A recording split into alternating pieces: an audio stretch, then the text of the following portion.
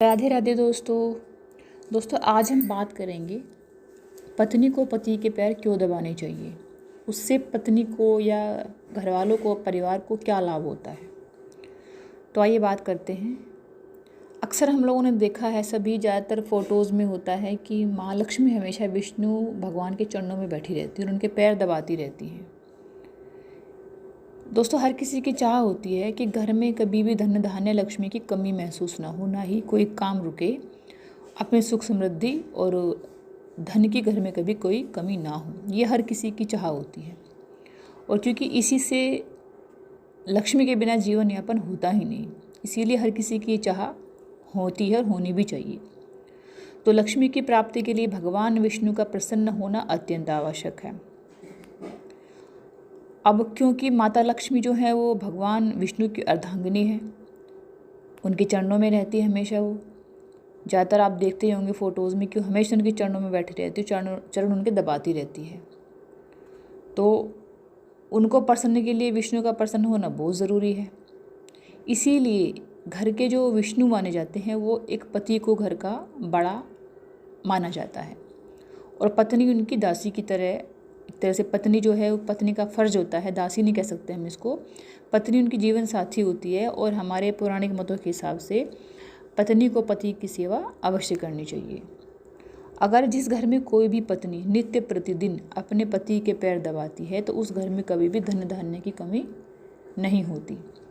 अब हमेशा आपने देखा होगा कि जो विष्णु के चरणों में माता हमेशा बैठती हैं, वो पैर दबाती हैं, क्योंकि हमारे पौराणिक मतों में ये पत्नी का सौभाग्य, पत्नी का धर्म माना जाता है। चाहे वो अगर ज़िंदगी आजकल बहुत बिजी होती है, भाग दौड़ की लाइफ हो चुकी है, तो इसमें भले ही 5 मिनट 10 मिनट दे, लेकिन अपने पति के चरणों को अवश्य दबाए, अपने पति के चरणों की सेवा अवश्य करें।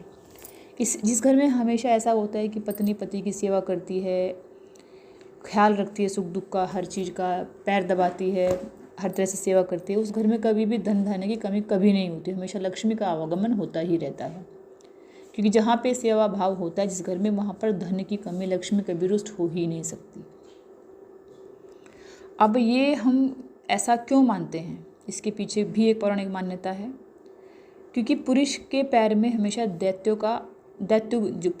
पुरुष के पैर में दैत्य गुरु का वास माना जाता है और नारी के पैर में, नारी के हाथ में देव गुरु का वास माना जाता है।